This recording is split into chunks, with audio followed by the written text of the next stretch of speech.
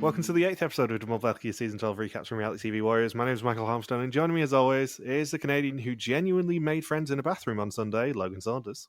Good afternoon. And the guy who always hopes to pull something off surprising, David Bindley. Good morning. Good morning. It's a weird one for me and Saunders, obviously, because we saw each other like 36 hours ago at this point. Probably a bit more, but how's your week been, Bindles, before I start interrogating Saunders? Kind of exhausting. Exhausted? Yeah. Fuck off.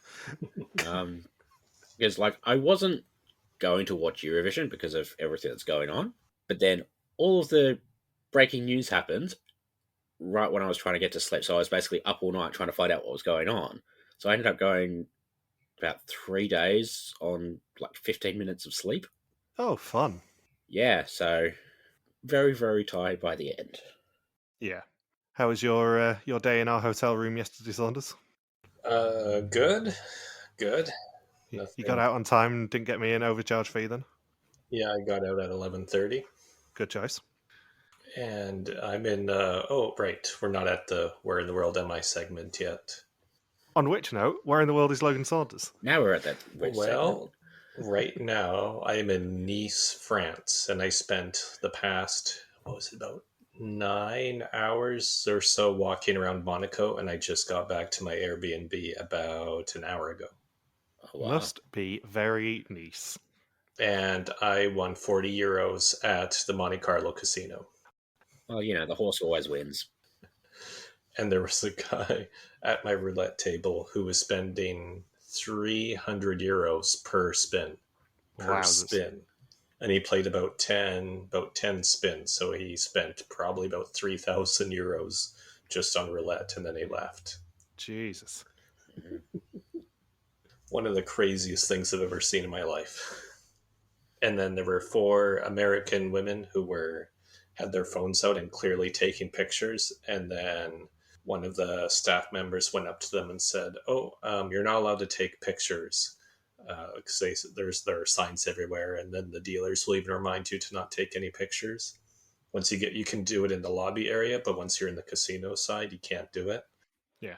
So then the employee went up to them and said, "You're not allowed to take pictures here." And then one of them said, "Oh, we weren't." And then he just waves them to come with him, and he makes them leave the casino. Because it's a casino, they know if you're lying. So I'll preface the entire preamble section with the fact that we told Bindles not to listen to the diary episode, which came out an hour before we're recording this, because there is at least 1 or 2 bits of it that I want to get his reaction to live on the podcast. Okay. We had a lot of fun at the finale, I think it's fair to say. Yep. I did say it at the end of the diary episode, but thank you to Jill and Isabel and everyone at Play Fair for actually inviting us and tolerating us, because I know I'm speaking for Saunders, but we had a lot of fun.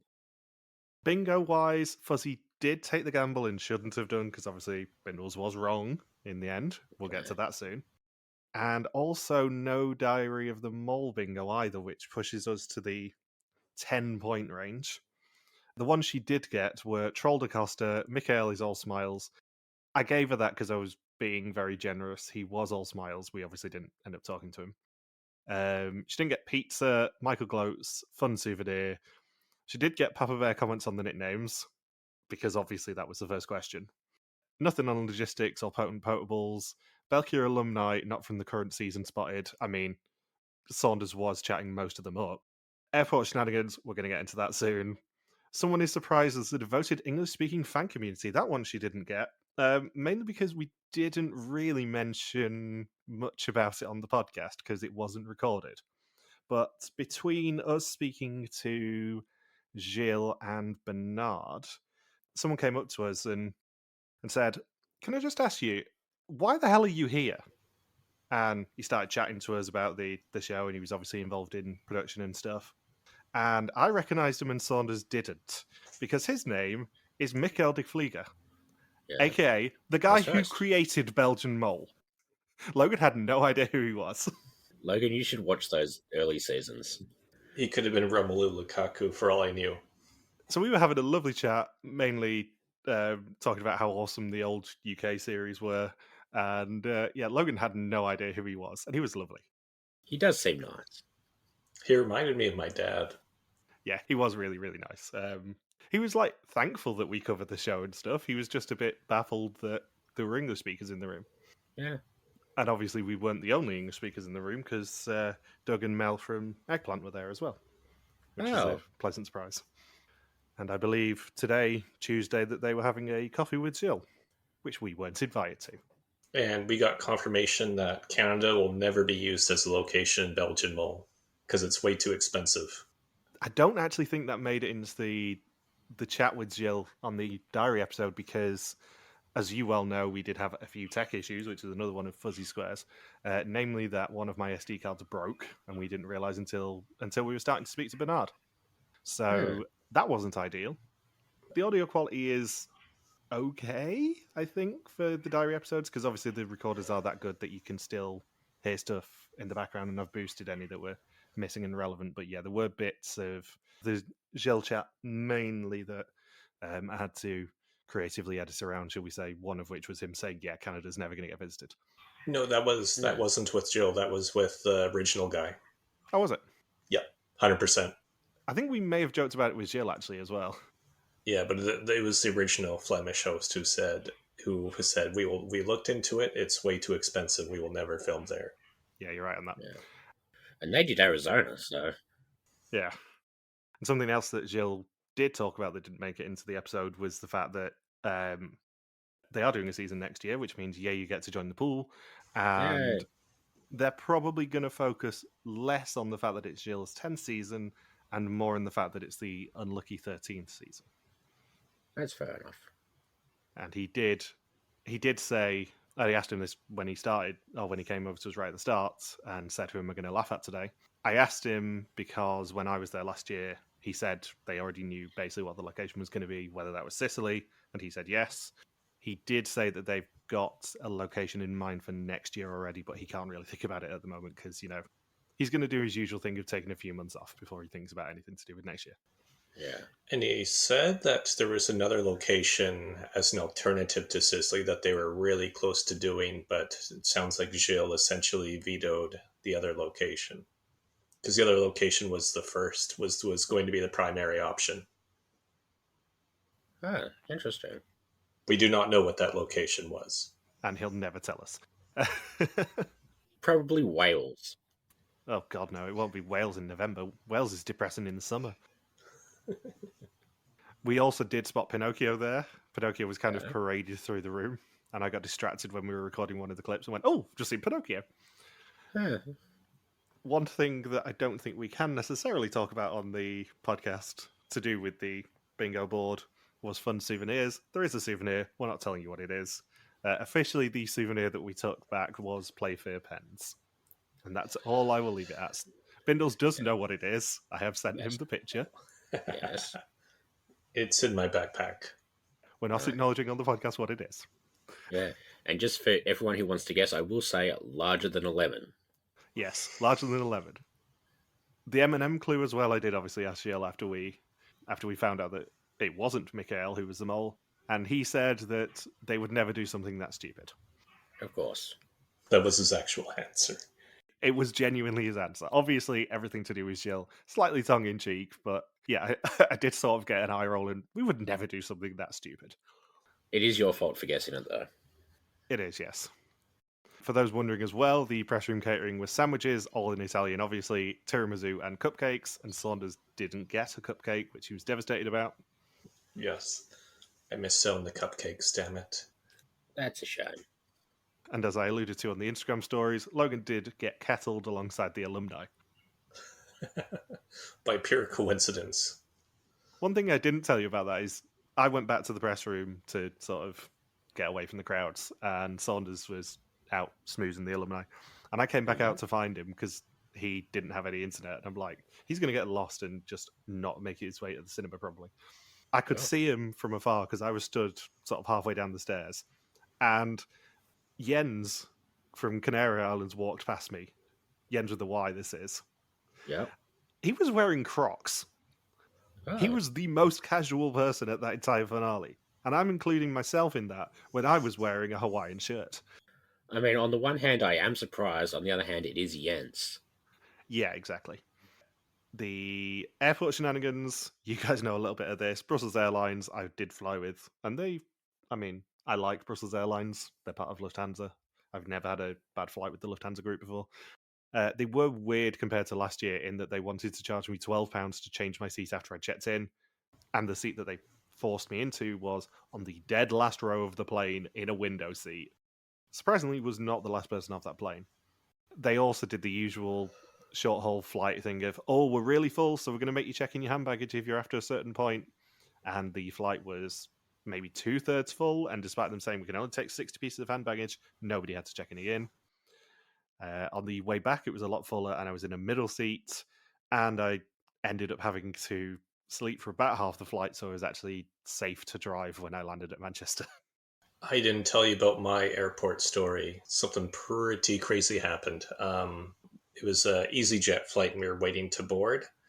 So we were all outside, and it took a while for them to empty the plane. And then 2 police officers approached the plane, then 3, then 4, then 5, then 6 police officers, and then a short woman came down where all she had was one piece of just one piece of luggage, or a purse and a roller luggage, and she got escorted into a cop car with all the 6 police officers divided themselves between the 2 different cop cars and drove away from the plane that we ended up boarding shortly afterwards.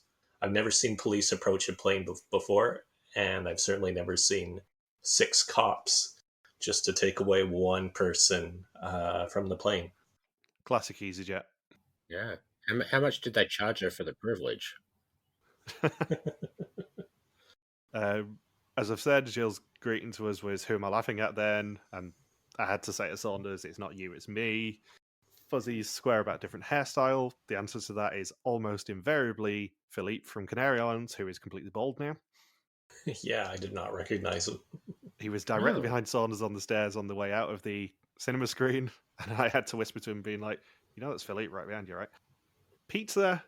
I did have pizza on Saturday, but it was ordered in as I'd already done 17,500 steps and I wasn't walking any further than I had to. And then Logan ate most of the leftovers when he arrived. Oh, and I went to a Canada Poland War Museum the same afternoon when I came in. That was a weird war museum. They were ballroom dancing. Yes, because it's privately owned. The downstairs level was the Canadian War Museum, and the upstairs was the Polish War Museum. And the ticket to get into the museum is at the bar, and the bar is connected to the museum. But in the bar is a big ballroom where people were practicing ballroom dancing. And the woman working behind the counter, I think, was the only person in all of Flanders who could not speak a word of English. And then just the museum itself was really small display, and it was just all like groups of older people in the ballroom area and outside in their Canadian tea room, but nobody there was Canadian. It was all Europeans. Yeah, it was a very, very strange experience. Somehow I'm not surprised you went to a pole dancing museum. See, I was with Saunders for 3 days, or 2.5 days, and I did not make that joke once. I'm quite impressed. I'm very disappointed in you. And pretty much the first thing that I said to Saunders when he got to the hotel room at like 9 o'clock on Saturday is, what's your plans for Mother's Day? Because, we are going to be out most of tomorrow and it's Mother's Day. Do not forget. And the answer is, I'll ring her from bed, eh? So he did. And we had a nice 3-way conversation. Oh. My favourite bit of which was right at the end. She said to Saunders, love you. And I just went before he could answer, I know. Did you ask her how she makes her spaghetti?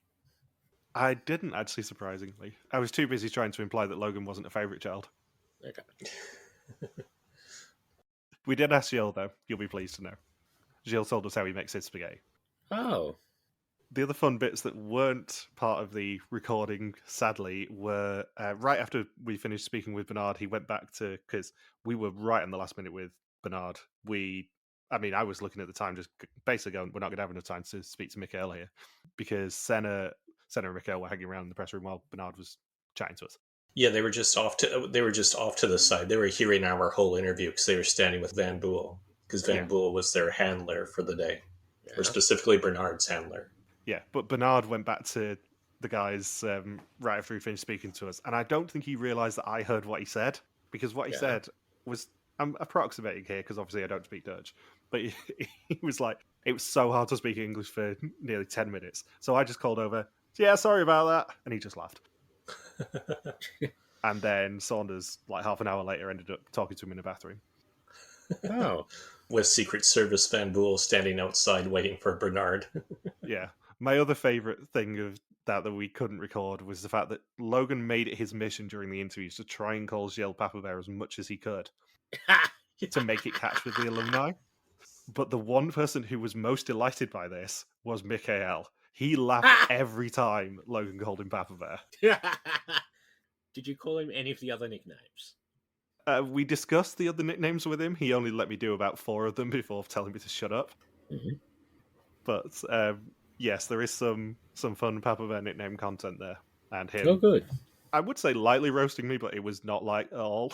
He went full roast of Tom Brady on me. It was quite fun. The other thing that's happened today, at least as of the recording of this, is Vidam Oman's finally been confirmed, even though we've known about it for, 9 months at this point. Mm-hmm. It is premiering on June 28th, and it's 2 episodes a week and 8 eps in total. Yeah. We have no idea whether we're covering it. We haven't had this conversation.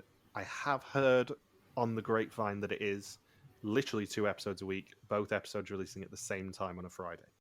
Interesting. Because that works so well for Netmol. Maybe we'll do it as a Historians in a couple of years. Yeah, that's what I'm thinking. I'll still watch it. Yeah.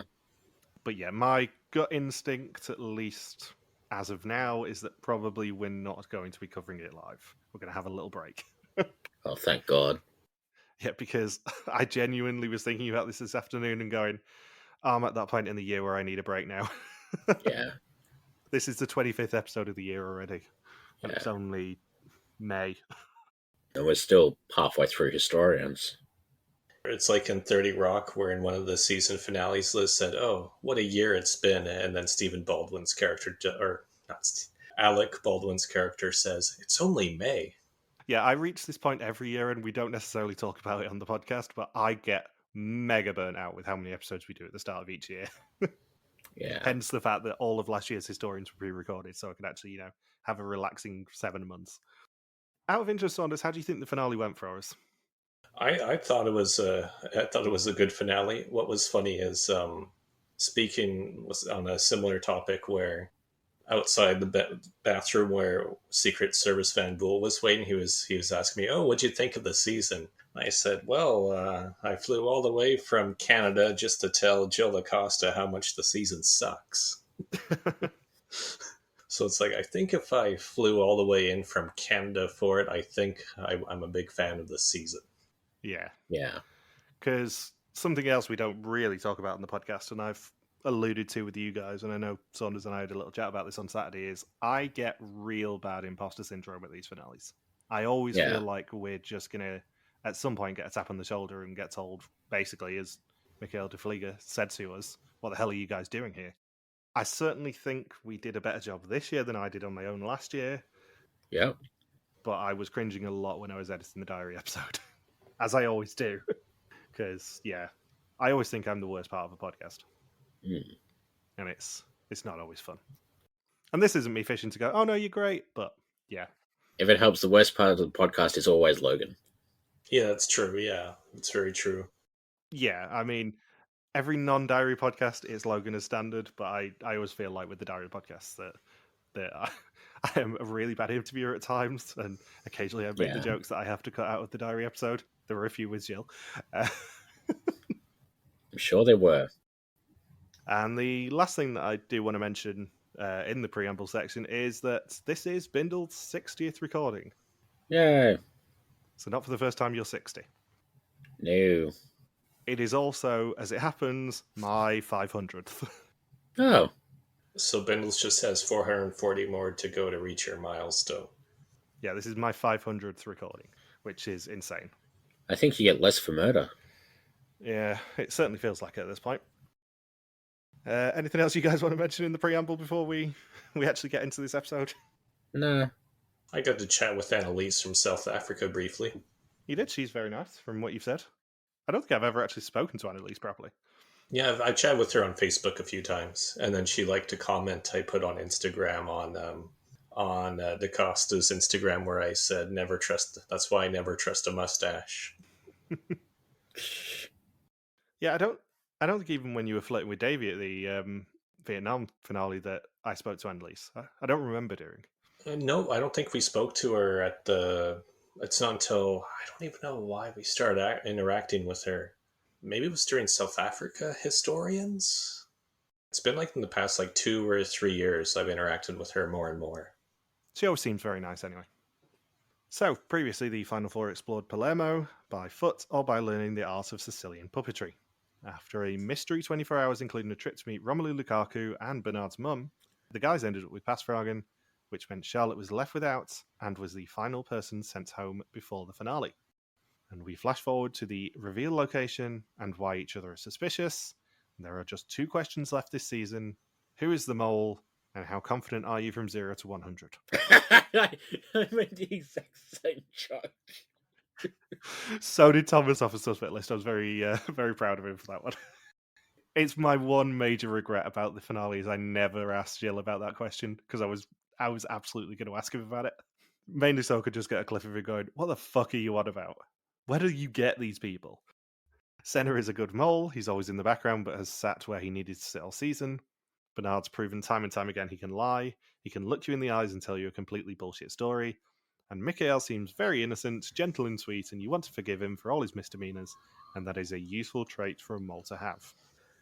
The episode title is said by Mikhail, and it is, "I hope to pull off something surprising tonight," which is also what Saunders said when he thought Davey might have been at the finale.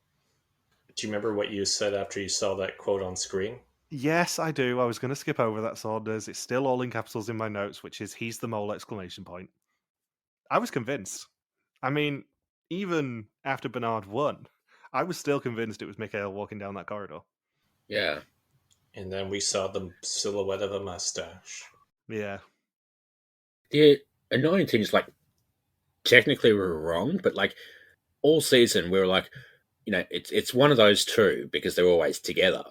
And then we sort of, interpreted things that should have pointed to Senne as pointing to Michael because they were together all the time. Yeah, it's going to be very interesting when we do Suspect List at the end of this episode, because we are going to do the live results. I have no idea who's won Suspect List this time. I think I've done an alright showing. I'm pretty sure I've beaten last year. Yep. But I don't know if anyone's gone full beans on Senne every week. And that's interesting. That's far more interesting than Vidden was this year. Sorry. Well, that was the one benefit of Mikhail not being the mole, is the fact that actually there's intrigue in Suspect List and you're not going to win it. Yeah. And I was all prepared to yell at Brig about how he said the Vidden Suspect List was a little bit Commonwealth Games. Oh well. It's time for someone else to win it. Yeah. So it's day 17 in Mondello, and they all ring home again, this time ringing their mothers, which feels like it is a lot of contact this season. And Stephanie's sister, for some reason. Yeah. And weirdly, Senne ended up ringing Bernard's mum and saying, "Thank you for a great night last night." We had a lot of fun with the concept of Senne meeting Bernard's mum, because he said he genuinely didn't know what any of those tasks were going to be. Huh. He actually went into it with the tactic that, I think I said this to Saunders, I've always said if UK Mole came back and somehow I was picked as the mole, my tactic would be, I want to know as little as is physically possible. Because the less I know, the less I have to fuck up with. And he basically went in with that tactic. He said, especially with this challenge, tell me who's lying and who isn't, and nothing else. I don't want to know about the stories because I want to react to them naturally. Yeah. We also had that conversation with Jill where the one trait is, amongst all the moles, is fearlessness, and I would also add adaptability. Yeah. Those are the two common traits amongst all moles, except Philippe. Because apparently he only didn't sabotage 2 challenges this season. Oh. And one of those was the Mom Spaghetti challenge where Bernard did it for him. Huh. Every single other challenge he did something. Interesting. Trying to think of what the other challenge could have been. Yeah, I can't remember what they said it was. It's definitely the Mom Spaghetti challenge. he didn't sabotage, but I think he said it was 2. But yeah, pretty much every challenge he did something to stop the team winning money. The only other one I can think of would maybe be the Omerta challenge. Yeah, it was. It was the Omerta challenge because he wasn't picked for any of the sub challenges. If he was picked for Yeah. one of the sub challenges, he would have stopped it winning. But because they basically sidelined him and only put him in the pool challenge, he couldn't do anything to sabotage it. Yeah. You are 100% correct. For once. So at breakfast, they've got 3 songs to pick from to study. Michael picks Andrea Bocelli's Time to Say Goodbye, Senne picks Gloria, and Bernard goes for Marina by Rocco Granata. Had you ever heard the last one? No, God no. I didn't even recognise it when Bernard started singing it. I am wondering on our speculation about why they keep using Eurovision songs, whether Senne picking Gloria was a hint. I don't know, because the Andrea Bocelli song, the Italian version of that tried competing at Eurovision. Ah, interesting. Because that Conte Partiro was in the San Remo Song Festival in 1994, 95, whatever year it came out. It finished 4th, but then Italy didn't wind up going to Eurovision that year anyway, because they had a shit fit about Eurovision being Eurovision. So yeah, that song that everybody loves wasn't good enough to go to Eurovision. Because this was one of the few bits of the episode where I was wavering on my suspicion of Michael, because I'm like, Senna's just picked the obvious Eurovision song that he heard in the coffin. Is that going to be a hint? Arg. Once they've prepared, they then head to Terracini, a small town just outside of Palermo, and obviously they sing along to Andrea Bocelli on the way. As you do. Yeah, it's very entertaining. Obviously, Michael gets very into it, which is half of the battle.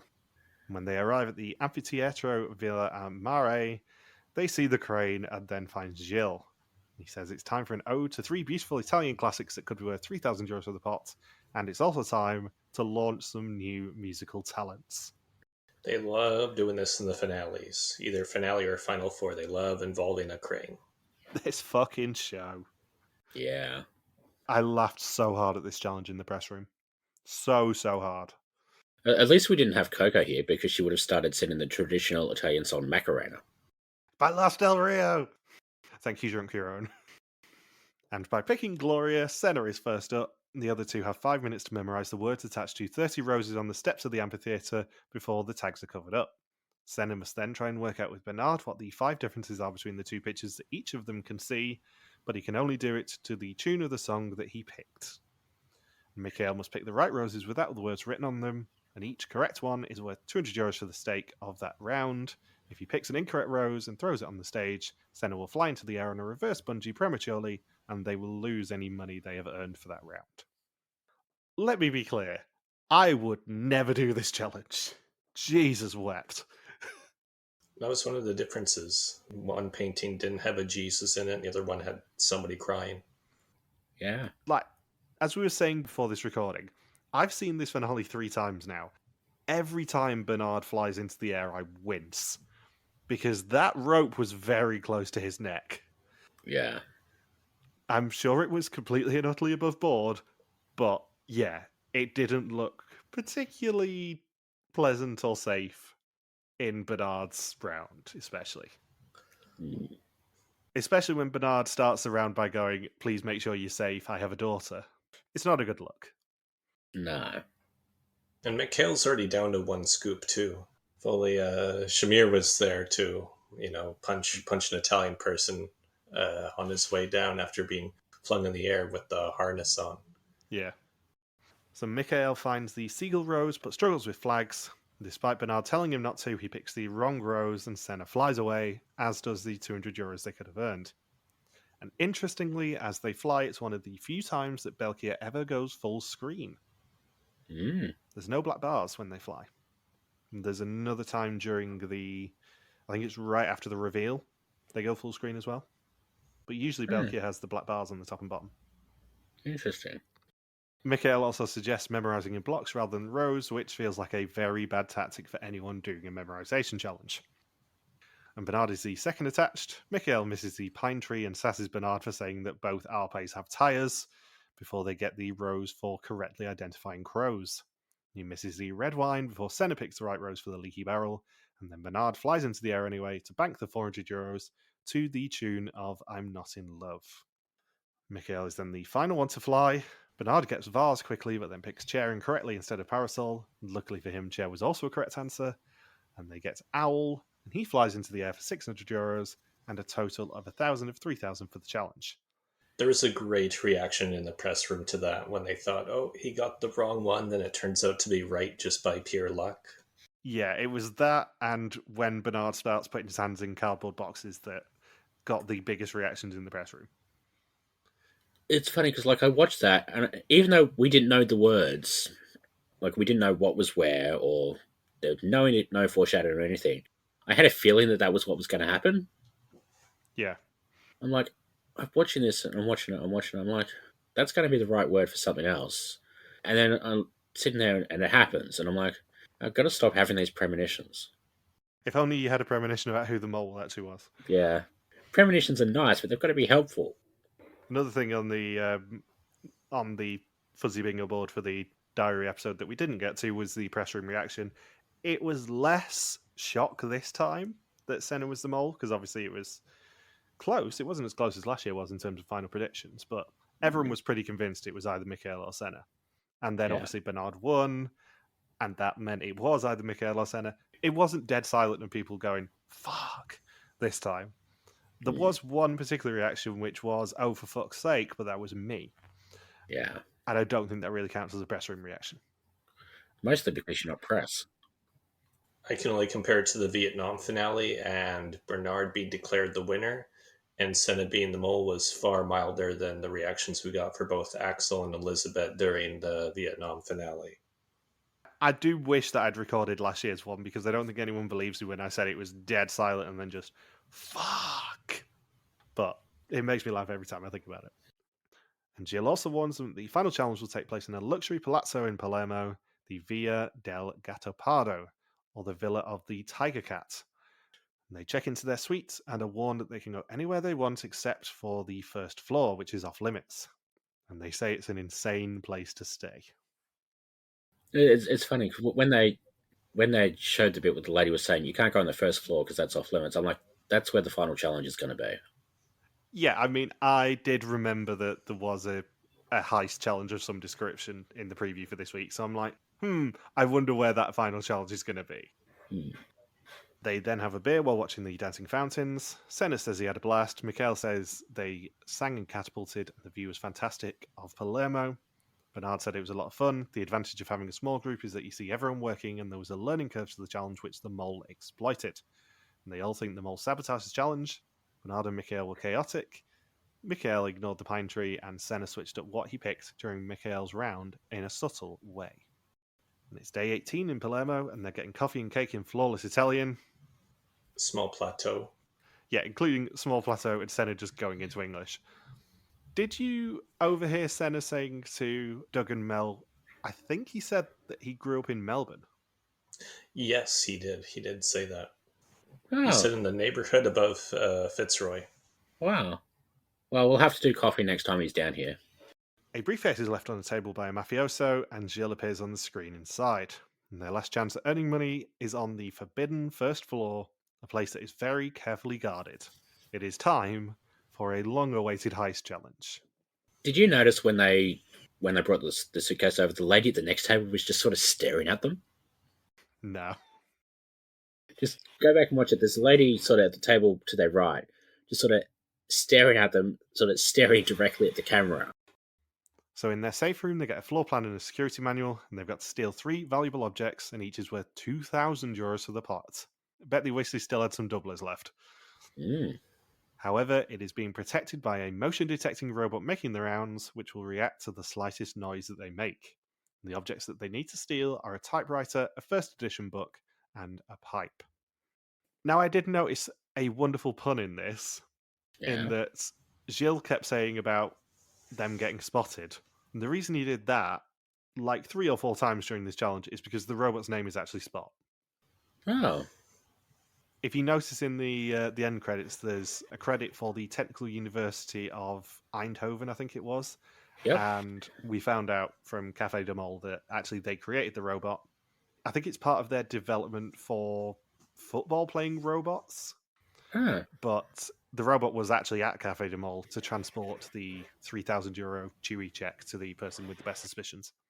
She was sat at the Cafe de Mol thing, and then, we got to see it being very slowly transported towards her by the robot, or on the robot's back. To be fair, I would watch a robot dog soccer match. It even ducked under a chair. Yeah, it was very entertaining from the clips that we saw. But as Logan said, it even ducked under the barrier that was separating Cafe de Mol from everyone else. Huh. It was very clever.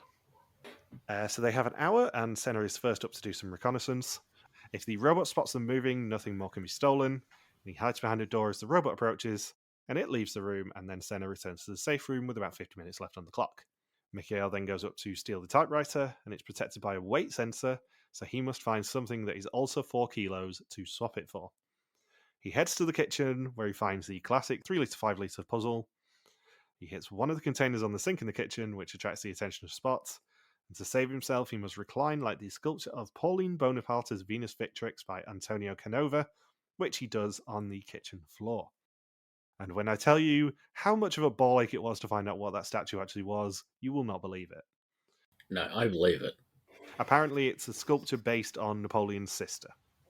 Huh. The other two are at least a little bit easier to find. Obviously, one of them's Michelangelo's David, but the other one appears on Animal Crossing, so I knew where to find that one. Yeah. This one didn't. See, Animal Crossing is educational, Saunders. I can hear you sniggering in the background, but it's educational. It is. I did learn a lot about dinosaur fossils. Yeah. It teaches you all about capitalism and never trust a raccoon.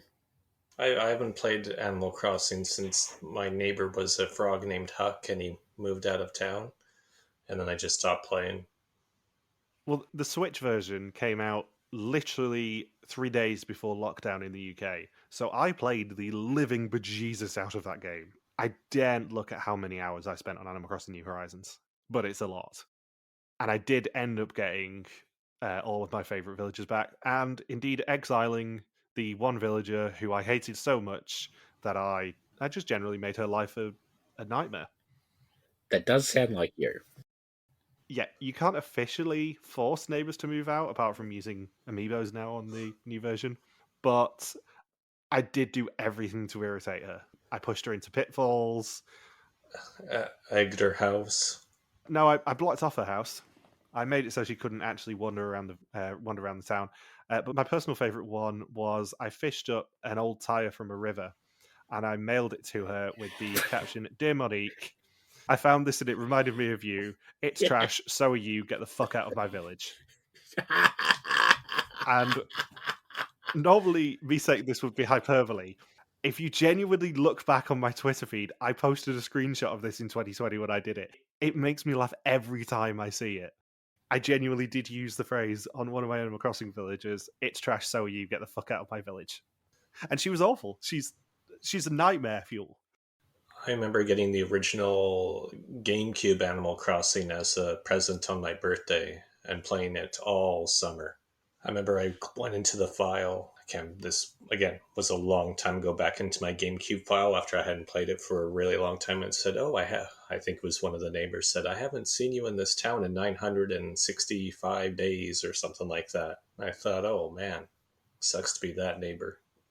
Well, both the 3DS and Switch versions came out at really interesting times because the 3DS one came out when I was traveling around America in 2013, and Nintendo UK just had a campaign where it was like, if you buy 3 of these games, we'll give you a 4th one as a digital version for free. And I'd done that anyway. I was away for like 6 more weeks, so I got a digital version of Animal Crossing New Leaf when I was in America for free. It was awesome. Oh, and I changed the greeting tunes for some of the locals to the Austin Powers theme. I remember doing that. Of course you did. If anyone's wondering why I'm not talking here, I played it for about 2 hours and gave up. Yeah, you played it at the wrong time though, didn't you? Let's be honest. Yeah. So we then find out that the way to do it is to fill the 3 kilo one into the 5 kilo one 3 times and then leave 1 litre over, which you can then top up with the 3 litre one once more to make 4 litres of water. He tries to work it out himself before schoolteacher Bernard helps him out. He nearly gets caught by the robot and ends up having to leave the can in the doorway, but he puts the weight in the sensor with 0.11 seconds left on the clock and returns with it. And that got a big reaction from the press room too, Yes, it did. and the theater. And for the items to count, the objects must make it to the escape vehicle, obviously driven by Gilles, before the end of the hour in the challenge. This is Scotland all over again with Angela. Yeah. Mm. I really like this challenge a lot. It did, as Son said, get quite a big reaction in both the press room and the cinema. Next year at the finale, we need to get Gilles de Costa to sing Private Dancer. I mean, I got him to wish Dan a happy Groundhog Day. We've not mentioned that yet. Yeah. Happy Groundhog Day, Daniel Peake. It is wonderful. Dan did swear at me. He has responded. And no regrets, is all I have to say. Yeah. It was a delight. It does feel a bit odd, though, that they did this heist sober. Yeah. Although we did get Mikhail sort of trying to work out the puzzle on his own, the other two asking him if he needs help. And he's like, no, come on, posh people. I'm like, I often do. That was way too much work for that joke. So Bernard must add up how much the olive plucking, which is 2,800 euros, Pandora's box, which is minus 3,160 euros, and the striding challenge, 820 euros, earn in total. The box with the correct answer has the key to the cabinet. The other two, however, have mousetraps accompanied by a Wilhelm scream. And now we know why those two challenges, the prizes were rounded. We do indeed. Because that would have been completely impossible if they didn't. Yeah, because they would have probably put it as like 420, 422, 424. Yeah. He also finds that it's very hard to communicate the term olive plucking through mime. And I don't know whether there was a rule that meant he couldn't run downstairs and just tell them what it was. That's a good point. Because we know they could have gone down and come back up because Senne went up and came back. Yeah. I don't understand why he didn't just go downstairs and say, this is what we need to work out. Can you just give me the figures, please? Unless there was a slight time penalty. Yeah, I don't know. Although when Senne went up the first time, he somehow spent 15 minutes walking around trying to explore the place. Didn't think to check what the security systems were. Yeah. They should have known before they got up there to that weight sensor had the weight sensor because it was on the sign. So Bernard gives up, gambles, and goes for the 420 box, obviously, and the robot hears him. To save himself, he must pose like Michelangelo's David, and the robot focuses for far too long on his crotch before leaving the room. May I say, not to scale. He then goes back for more with the 440 box and can't pose this time, and he gets to keep in the 460 box and returns to the cabinet, just avoiding being spotted. Senne then finds the pipe covered in chains, which must be cut, and the bad news is the chain cutter is buried under lots of noisy tools. He finds it with 6 minutes 30 on the clock, and he cuts the chain, but it is very, very, very noisy. And he poses as the Townley Discobulus statue, and despite holding it there for a while, he does slip and the alarm goes off, and that means they escape with 4,000 euros worth of items for a total of 4,000 of 6,000 for the challenge, 5,000 of 9,000 for the episode, and 24,160 of 105,300 for the season as a whole. As soon as Senne slipped there, we both looked at each other. Yeah. I know I saw in the Discord people were saying, oh, that one was impossible to do without making noise. But if you cut the chain at the very bottom, it doesn't clang because it doesn't fall. Exactly my argument. That was the second point in this episode where I'm like, shit, Saunders could be right here. Because he did cut it at a very noisy point. You cut it at the bottom, and you move the chain round slowly. That's the strategy of winning that. He did, for argument's sake, have by far the hardest statue to replicate, though. Yeah. Because it's not a natural position to hold yourself in. Compared to David, where the worst strain you're going to get is on your arm, and Pauline Bonaparte one, where literally just lying on a kitchen floor. So, standard Thursday night. Yeah. It's a good thing that Matt Barr didn't have to do the Statue of David pose. It would have focused on his crotch far too long. Not to scale. The other thing I must also mention is in the cinema screens when you go to the Mol finale screenings, with the exception of our screen because it was all the friends and family one, they do a little competition for everyone to win cinema tickets in that screen. Mm. And they have a tiebreaker question where they pick the person who's closest in that screen, and then that person is in control of the rest of the screen's fate for the trivia questions that they do for the rest of the intervals. Yep. The tiebreaker question this time was how much money could they have earned for the entire season? I did joke to Logan and to the Trust Nobody guys that I was going to enter it for our screen, knowing that we couldn't enter. I'd say, oh yes, 105,300 because it'd be spot on. The correct answer that they gave was 103,900. Oh. And I don't know how they got to that because it doesn't make any sense with what we worked out. Yeah. They might have had a different total for the footsteps, but the olive plucking was the only other ambiguous one, but that wouldn't Yeah. make any sense if that was only 4,400 because they got like 2,800 in that one. yeah. Unless the olive plucking maximum that they came up with was what the maximum was, including the money that they lost in that round that they failed on the olive plucking. I don't know. Yeah. But for argument's sake, I'm going to still consider 105,300 as our maximum for the season, which means that it's a smidge under 23% that they earned of the max. And I think it's the third lowest pot they've ever had. Germany and Greece were both lower because they had the big bids, but everything else I think has been higher.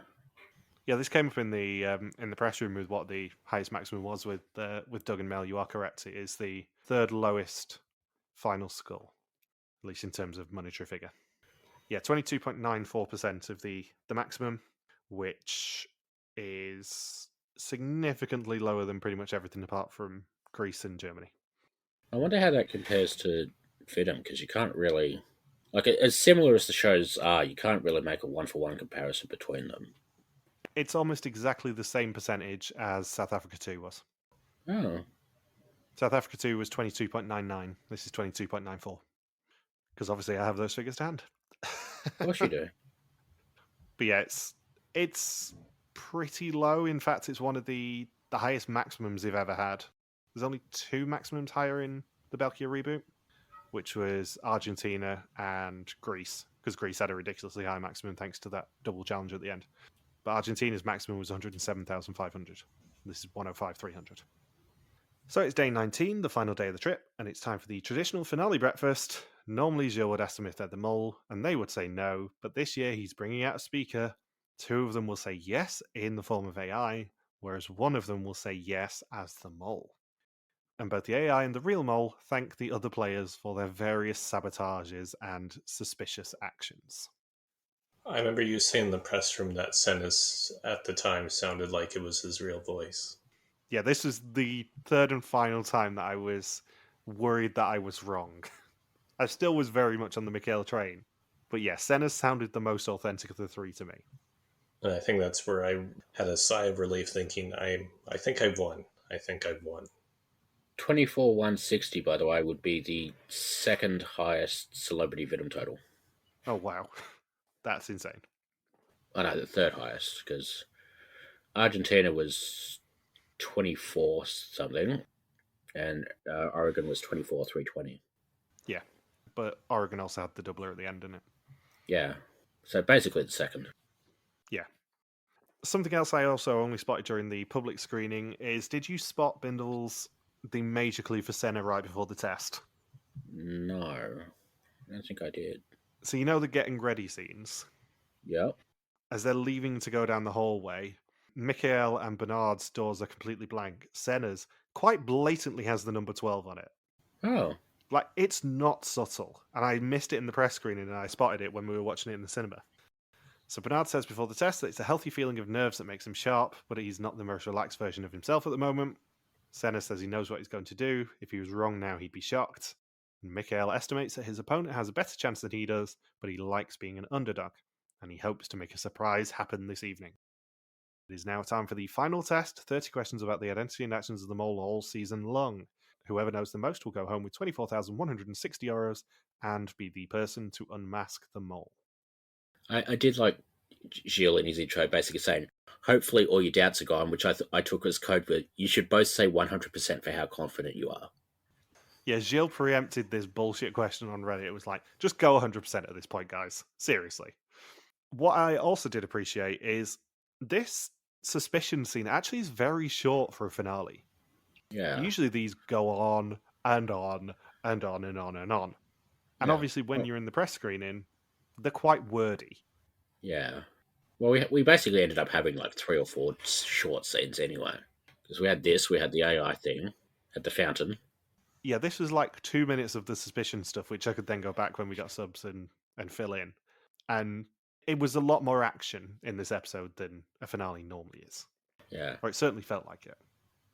So Senne says Bernard stood out on the boat. It's illogical for the Mol to make doublers enter the game, but if you know what they can do, it makes a bit more sense.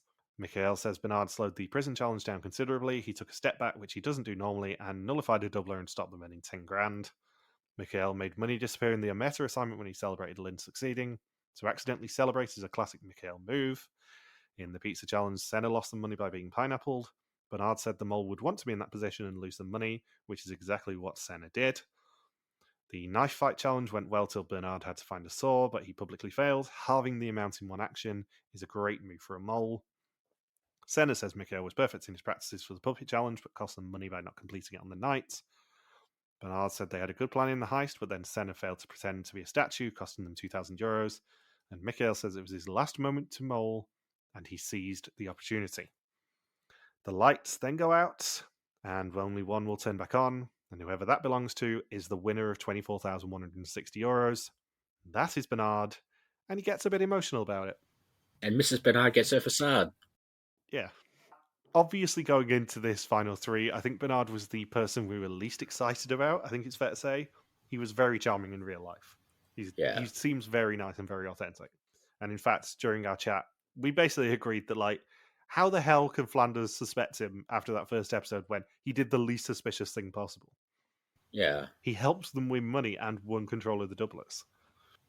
Gilles comes to collect him and tells him he did a fantastic job. He was just happy to have experienced everything. He finds it terribly sad for his opponents, but there can only be one winner, and that this season is Bernard Balkan. They then turn and face the Mol as he enters, and it's Senne, and as I said, my reaction was quite loudly, and I think maybe the final three and Gilles were behind the curtain at this point. It was me going, for fuck's sake, not again. You have to stop going to those finales, Michael. Yeah, because pretty much as soon as that happened, Gilles came from behind the curtain and said, right, who am I laughing at? I'm like, for fuck's sake, it's me again. If only he did the full-on Nelson Muntz. Yeah, he did. He wasn't even subtle about his contempt this time. Well, that's what you deserve. He says he's relieved to not have to pretend anymore. Mikhail then comes out and says he's sad to have lost, but it's just a small part of the wonderful experience. And they end the finale with a hug before we see some of the highlights and unseen bits, starting with Senna's quote from the premiere about cheating when he gets the chance at any game. And I'd completely forgotten about this quote, and I was really annoyed when I watched the sub version earlier. Because it explained why I suspected him in week one, because I'm like, obviously they'd put that clue in. Obviously they'd put that hint in. Duh! Yeah. Obviously they would do something that dumb. And he also had some pineapple in his pocket for the pizza challenge, which was very sneaky. That got a reaction in the press room. Yeah. I think pineapple in your pocket is one of Logan's videos, isn't it? Something like that, yeah. When his mum hugged him, she said that he was the Mol, and he told her to think what you want, Mum. And they skipped into the finale breakfast, much to Gilles' contempt, which is our banner this week.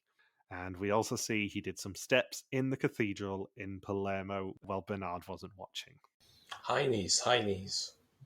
So, on the pool, I mean, I'm going to salvage some credit here. On the pool, I did win again. Not for the first time. This time, however, Senne was first suspicion and first draft. Never in doubt. All because of that mustache. Well, all because of that quote about cheating at games when he gets the opportunity. On First Suspicions, as you might have guessed, I am one of 10 people who had Senne at number 1, which was Jordan, Aaron, Matthew Mol, Sandra, Natalie, Fly101, Yoreen, Bram, and Logan, as well as me. Smartasses. All of us win. Go team. The lowest score with the correct Mol, which is a very rare stat for me to have to do, because actually there were lower scores that didn't have the correct Mol here. But the lowest score with the correct Mol is 8, which was Sandra and Yoreen. 3 people scored 5, but all of them thought Bernard was the Mol. So are, to quote Logan, losers. On the other end of the scale, only one person in the entirety of First Suspicions put Senne in 9th in week 1. Shut up. I'm not saying who it is, but No, I'm sure given you that I won't. pointed out that of the three of us, Logan and me both had Senne at number 1, and I mean, where did you put in Bindles, just out of interest? Just asking for a friend. Well, I know where I'd like to stick you. We don't talk about that on the podcast.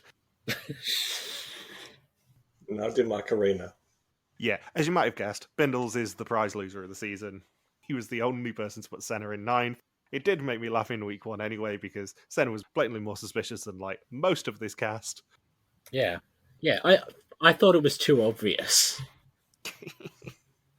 No one ends with the Logan Saunders wooden spoon finish, but 2 people do come close, which is Dan and Tim with a score of 16, where the maximum would be 17. On a first suspicion to note as well, it was sort of alluded to in the diary episode, but when Gilles walks over to chat to us before we actually recorded, I had the first suspicions results on screen because I was putting them in my notes at the time. And he looked at my laptop and went, "What's this? It looks more intense than our suspicions documents." And I'm like, "Yeah, it's our first suspicions game, Gilles." So he was quite impressed with the sheer level of stats that I have on that, which is fun. Last year he praised the suspect list. This year he praised first suspicions. He should just like enter next year with a fake name.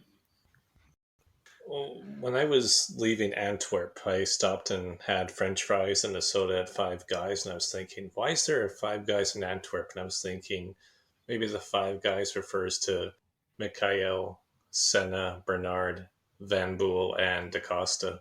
If only it was the first time you had Five Guys in Antwerp. Jeez. I'm looking forward to coming next year now. That is what they said.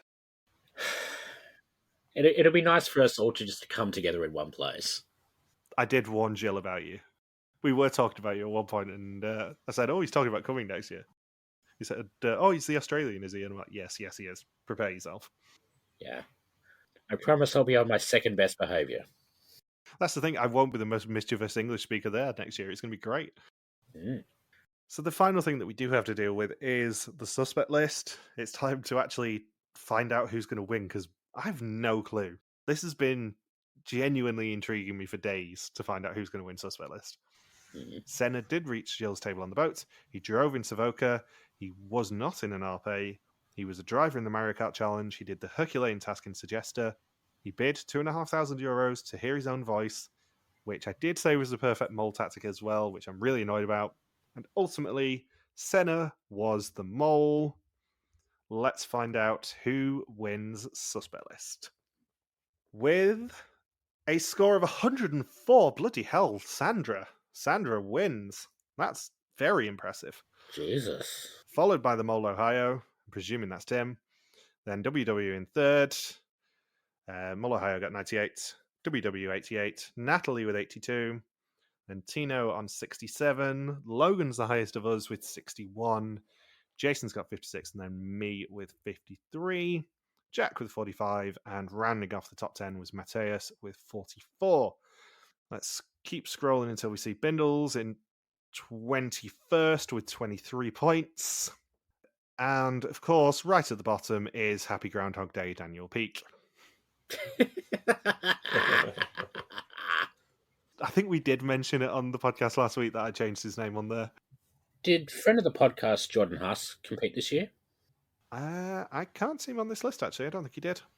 Oh, that's a shame. Yeah. Must try harder, Jordan. Yeah. But yes, congratulations to Sandra with a frankly impressive 104 points. Absolutely smashing Briggs' record from last year of 55 with a winning score. She actually had Senne as number 1 every week. And yeah, that's a perfect score, isn't it? Very impressive. Is there anything else to mention? I don't think there is. Well, I'm glad I won on that 2 out of the 3 of us. Yeah, I mean, Saunders and I will be back next week to eulogise the season proper, but this is your last episode of the season, Bindles. Yeah. Thank you for having me. You're welcome. Obviously, you will be back for Historians when we actually acknowledge what it's going to be. Yeah.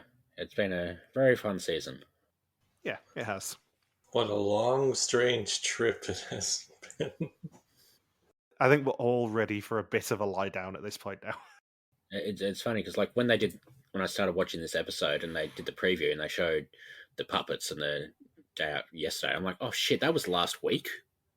Yeah, I know. It feels so much longer, doesn't it? Mm. So, Thank you for listening to our Mol België Season 12 recap. Logan and I will return next week to conclude the season and reveal, potentially, what's next.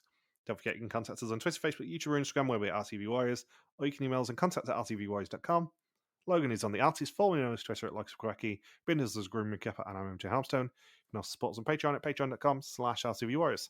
Thank you to the Legion of Subtitlers. Logan and I will see you next week. And also, I should note, with regards to historians, it's got the end of episode 9 of Vidum this year. Now, you should know. See you next week. Peace out and just chill till the next flavoring. And if Senne does want to come back down under,